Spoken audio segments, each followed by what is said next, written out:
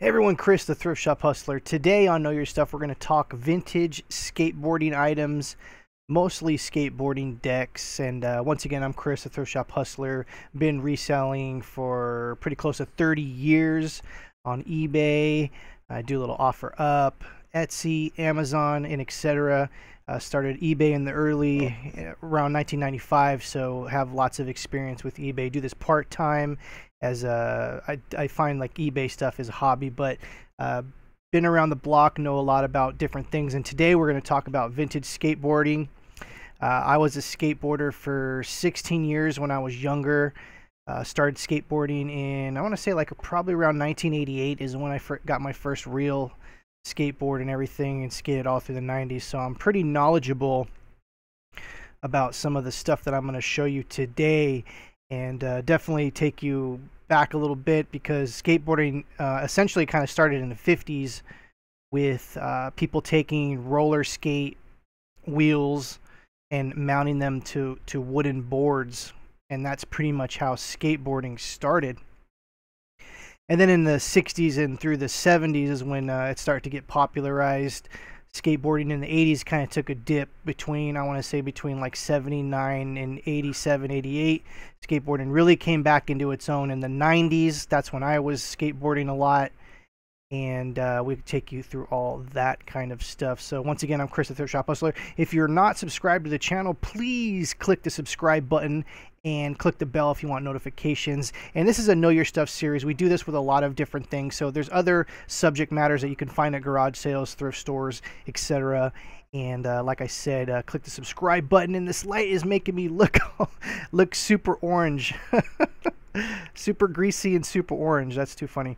So anyways, this is actually perfect because it almost looks like a sunset. Perfect for like a skateboarding Southern California. I'm from Southern California, and that's another thing too. You're not going to find skateboarding stuff per se in, I would say, like Chicago and stuff like that. You're going to find a lot of this stuff in Southern California, in Florida, mostly Southern California and California, because this is where a lot of this stuff originated. And from time to time, I come across skateboarding stuff at yard sales and thrift shops, but not too much, not like I used to. And that's another thing I want to talk about real quick, is the fact that when skateboarding was out, no one really thought that this stuff was going to be worth anything. There was a few people that used to collect decks as far as the graphics, because with their, essentially a deck is the wooden board that the trucks and the wheels go onto. And in the 80s and the 90s is when the graphics, which means the art below, underneath, really became in its own. And there were some people that collected stuff back then, and but not as much as some people that got older and nostalgia kicked in, and old skateboarders like myself who go back and are like, oh, I wish I had my deck that I had in the 90s. They go back and they purchase this stuff. But what I'm saying is, skateboarding stuff was usually a consumable, which means that you bought a skateboard deck from a shop, you skated it, you ruined it, you broke it, you grinded it down, and you threw it away. It was one of those things. So the fact that some of these decks that are brand new that I'm going to show you that are worth, some of them are worth thousands of dollars. That's why they're worth so much, is because it's pretty much impossible to find these in the wild in mint condition, if not brand new, because like I said, they were sort of like a consumable. You used them.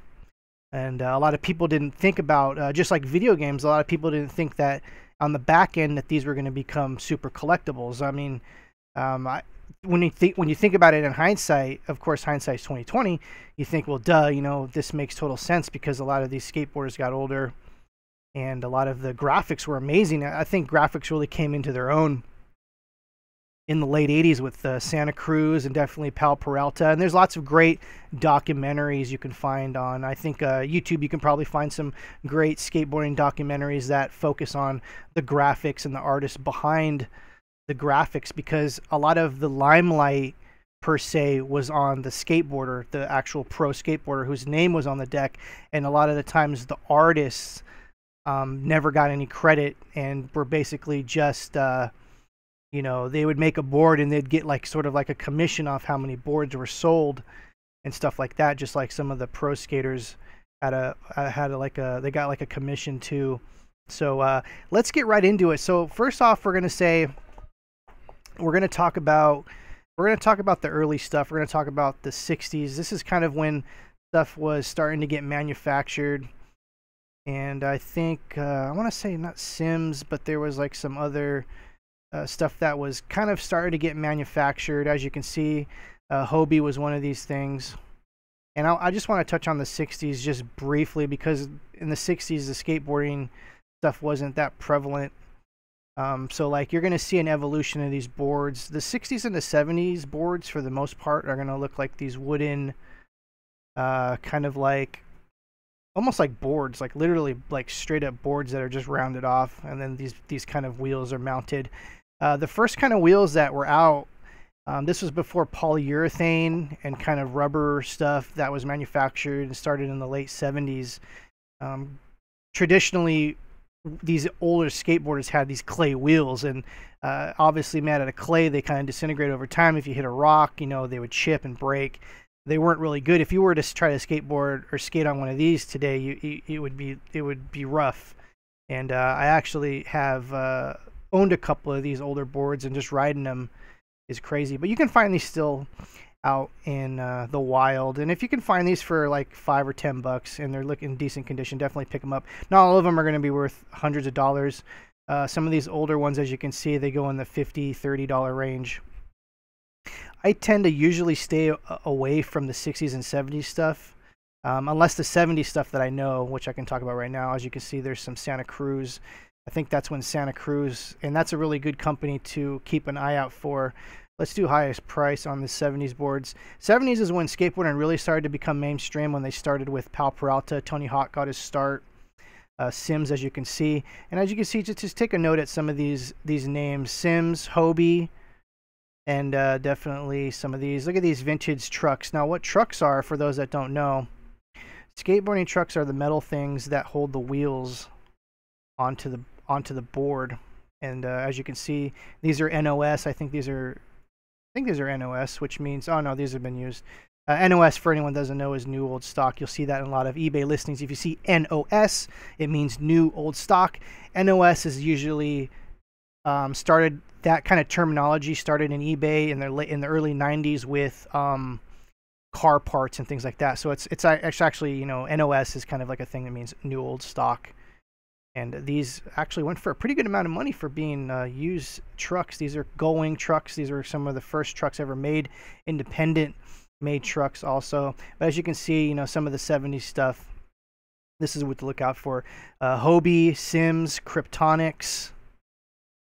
As you can see, this is pretty much a traditional 70s board, and we'll take a look at it real quick here.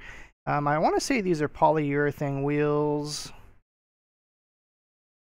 And we'll take a look at here. And as you can see, you got your rail guards, which are the plastic things on the sides. People put those on their boards in the 70s and 80s to protect their boards from getting cracked. As you can see, they have those going trucks on here, and these do look like the polyurethane wheels. And that really put skateboarding on another level, because people were able to go faster, do higher tricks, and, you know, skate in places that clay wheels just wouldn't handle.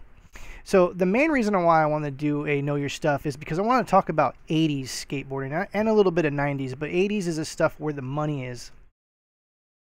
And we can get into that right here. As we could see, we got a 1986. This is the highest priced ending thing that I can find, is a 1986 Santa Cruz Rob Roskop Santa Cruz board. And we can look at this. Some of the, like I said, and the graphics from the 80s were simply amazing. And I don't remember who the artist on this one is. Oh, Jim Phillips. He's a classic. He's the one that did the Screaming Hand. For anyone that doesn't know, Jim Phillips did the Screaming Hand. Jim Phillips did a lot of these graphics for Santa Cruz. And let me show you guys really quick Screaming Hand. You guys probably don't know what it is, but if I show you the photo, you'll probably have seen it before. So Jim Phillips is known for this Screaming Hand. This is a very classic, iconic imagery. If you can find this deck from the 80s brand new, you're looking at thousands of dollars. But anyways, I'm getting a little bit off subject here. And once again, like I said, the things to look out for, as you can see, boards from the 80s, they were kind of these larger, kind of bulbous kind of boards, and the skinny boards that you see today didn't really start to come into play till around 1992, 1993, and that's when I really started getting into skateboarding big time. As you can see, this one is sealed in plastic. Santa Cruz was known for a lot of these actually decks that are brand new will be found sealed in plastic. What's cool, you can see a mail away offer here, which adds definitely more to the value. Someone was asking $3,000 for this. I don't think they got it much because it looked like a best offer was taken. These boards, some of these Santa Cruzes, Mike Vallely, Pal Peralta is also another company you want to look out for as far as vintage stuff. I skated a lot of Pal when I was younger. Mike Vallely, some of these older skateboards. And I want to touch on something actually really quick before we start to get into more of these Jim Phillips and there's more. This listing's been removed. I want to talk about there's reissues too now. They started reissuing boards maybe like, I want to say like 10 years ago, even maybe 12 years ago, which means that some of these older designs and shapes, they've actually remade them. And I want to say that some of the newer ones, they'll actually have a date on them and they'll say copyright, whatever. So just be aware. Don't go to a garage sale thinking you found a vintage thing. Just do your research and definitely look at that. This is let's look at this this 90s board right here. This New Deal. New Deal was a skateboard company that started in the, I'd say in the late 80s or the early 90s. As you can see, this is like funny graphics. As you can see, the boards are slowly starting to become skinnier and skinnier, and in the 90s is when the standard skateboard that you see nowadays really took effect. In the 80s, they had these big old huge boards because people were skating pools and like ramps. Street skating didn't really become a thing till the early 90s. There were street skaters in the 80s, but it wasn't as prevalent as people that, you know, in the 80s it was all about going and riding in ramps and everything. So we got a new deal here. You could tell it's totally the 90s from the fluorescent graphics and things like that. This is cool. So definitely look out for stuff like this. Like I said, Pal Peralta is a company you want to look for. This is actually New Deal. I've never seen this shut board before. That's interesting. Santa Cruz is definitely something you want to look out for. This Santa Monica Airlines. And this is actually a complete board. And I want to show you guys something. This is probably the most common thing you're going to find if you're going to find any of this stuff out in the wild, is a complete board that's been ridden. As you can see, you know, this is, if this board was in mint condition, this would go for thousands of dollars. As you can see, this board is well ridden in this thing. I think I want to say, how much did, I think this thing went for, it says $1,200. And so you can see, I mean, this stuff is out there. I've seen boards like this out before, and you got your rail guards right here.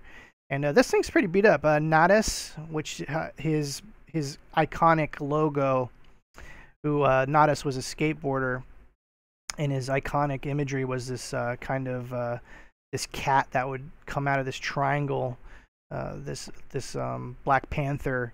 And Santa Monica Airlines was a company that's no longer exists to my knowledge.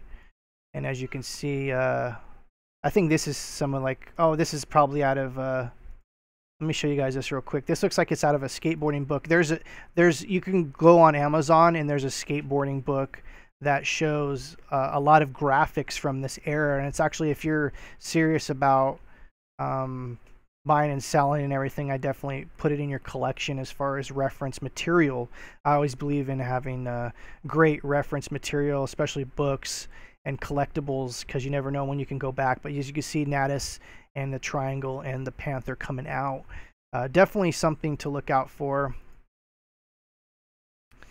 Even some of the newer skateboards sometimes can be worth a good amount of money.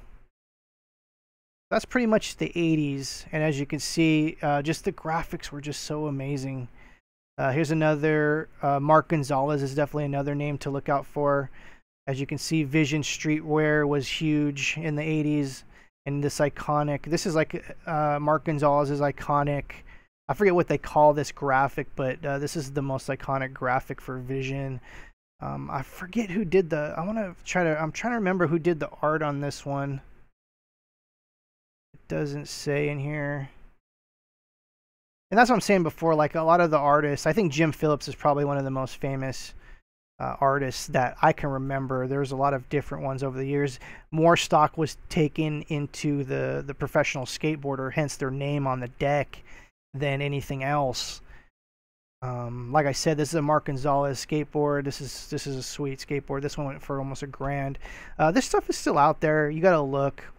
I kind of kicked myself when I was in high school. My friend gave me a brand new 80s Pal Peralta, what do you call it, Mike McGill complete, and it was like in mint condition, and I didn't think anything. I skated it because it was like, it was the 90s, and it was kind of cool to skate an old 80s skateboard in the late 90s, and it was kind of cool, but I ruined it. That skateboard is worth probably $3 to $4 grand today if I would have just put it away. But like I said, you know, a lot of people, skateboarding stuff is pretty much was consumable. You got a skateboard, you put grip tape on it, you thrashed the hell out of it, you threw it away, you broke it.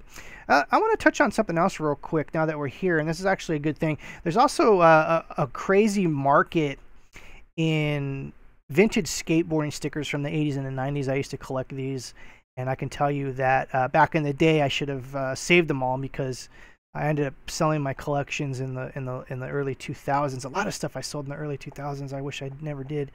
Anyways, look out for vintage skateboards stickers. Sometimes you can find these in lots at random places and things like that. This is a whole niche in itself, to be honest. I used to buy and sell skateboard stickers on eBay, and I don't want to say I did this in like 1999, 2000. I was big into selling skateboard stickers, vintage skateboard stickers. So definitely, that's definitely another side niche to look into. Also, paraphernalia. Old NOS paraphernalia still goes for a good amount of money. Like, as you see, those trucks were going for almost $200. And another thing, too, that I want to talk about is a lot of these skateboards, like I said, people didn't really think that this stuff was going to be worth any money. So hence, you know, finding the brand new ones is pretty hard to find. Wow, I can't believe these trucks went for $600. Here's that NOS I was talking about. See, it says NOS. It says new old stock. Wow, I've never seen these kind of trucks before. Whoa. So yeah, new old stock. The thing is, I know there's probably warehouses somewhere in California or Florida, or mostly probably California, that probably have boxes of this stuff in a corner that no one really knows about, that someone said, oh, you know, when a skateboard company closed down, which happened a lot. There was a lot of skateboard companies that came and went. I was sponsored as an amateur in the 90s by a company called, I think it was Zimbabwe, and that company is long gone. So there was a lot of companies that came and went. And I can guarantee there's a warehouse somewhere sitting with like hundreds of these decks sealed in a box, just like anything else, you know. You find them, you hear about these holy grails. Wheels, I can't believe these wheels. Look at these things, these new old stock wheels from Sims went for $500. And that's pretty crazy. I'm trying to think if there's anything else. We talked about stickers. We talked about paraphernalia like trucks and certain times of... I mean, look at this Natus skateboard. This one was from 1991. I actually remember this skateboard. It was kind of based off the Lichtenstein, for anyone who knows in the art world, kind of like the graphics. As you can see, this thing went for $400, and look how beat this thing is. You would think like someone would probably just throw this away, but this thing went for $400, and it's a Natus, and it's an older skateboard. So I'm saying the main point of this video is I want to let you guys know that there's money in vintage skateboarding. There's tons of money in this stuff if you can find it. Not everywhere throughout the country you're going to find this stuff. I'm in Southern California, and I can tell you that I don't come across skateboarding stuff as much as you would think. And even like, look at these, even 1995 Alien Workshop. I think I had the... I would say, no, I didn't say it. Even the 90s stuff. And as you can see, let me just show you guys real quick. The 90s is when the skateboards kind of got really skinny. And this is kind of like the standard. And Alien Workshop is definitely a brand to look out for also. As you can see, this is a Dune Petrie board complete. And it's got the old... Man, this is bringing back so much memories. And even this is kind of beat up, and it went for a pretty good amount of money. I think this went for like $300. There's another Mark Gonzales. $360 for this, I think, was pretty cheap. This probably would go for a lot more down the road, because especially this iconic Mark Gonzales. Oh man, I would love to have this. I would skate this, actually. That's too funny. So I'm trying to think if there's anything else that I want to touch base on. So we talked about the decks. A complete board, obviously, is going to be with the trucks and the wheels and everything. That's what you see a complete. A deck is just the board. And a lot of the older decks that were brand new, you're going to find them in sealed. We also talked about they did reproductions. And so basically, don't go and buy something that you think is sealed and brand new, that it's old, because they did reproductions. Do your research on that. Some of them have copyright dates, some of them don't. So it's like buyer beware. Even those, the reissue ones, go for a pretty good amount of money. They can go from $70 to $150 to $200. So if you can find at least sealed ones that are reproductions for a good price, definitely pick those up. And there's that. So if you like this video, please click the like button, subscribe, click the bell. And as I look through this real quick, yeah, I mean, there's not really much to it. Just do your research. Hookups is another great company. Hookups did like these kind of like anime, Japanimation kind of looking things with females in suggestive positions. Definitely Hookups is something that you should look out for. Even some of the shirts. Some of the older hookup shirts go for $100 or more, and so definitely look out for Hookups as a company to look out for. So once again, I'm Chris, a Thrift Shop Hustler. Hope you guys learned a little bit about something. If you did, please click the like button. If you remember any of this stuff, if you're old like me and you remember the 80s and the 90s skateboarding stuff, please leave a comment below. If you found any of this stuff in any other parts of the country that wasn't like Florida or Texas or Southern California, please leave a comment below. I'd like to know. I know skateboarding is pretty much countrywide, but I know a lot of the companies are based out of California, so you're going to see a lot more of this stuff in California. So once again, thank you guys for watching. Click the subscribe button, and we'll see you guys soon.